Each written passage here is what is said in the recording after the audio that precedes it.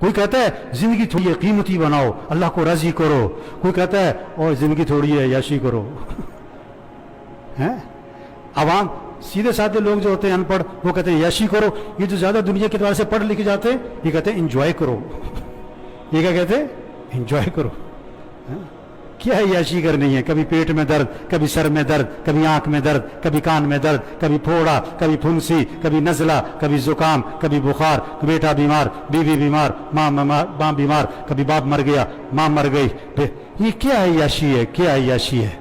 عیاشی جنت میں ہے۔ عیاشی کہاں ہے؟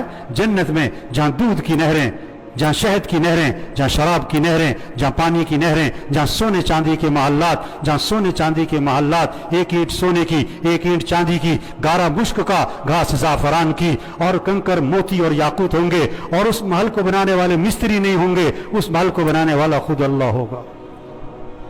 جہاں 4 اعلانات ہوں گے، زندہ رہو گے موت نہیں، جوان رہو گے بڑھاپا نہیں، خوش رہو گے کبھی غم نہیں، تندرست رہو گے کبھی بیماری نہیں، وہاں دوستوں سے ملاقاتیں، وہاں رشتہ داروں سے ملاقاتیں، اور اس سے بڑھ کر جنت میں صحابہ سے ملاقاتیں، اور اس سے بڑھ کر انبیاء علیہ السلام سے ملاقات، اور اس سے بڑھ کر حضرت محمد مصطفیٰ صلی اللہ علیہ وسلم کی زیارت ہوگی، اور سب سے بڑھ کر جنت میں اللہ کا دیدار ہوگا۔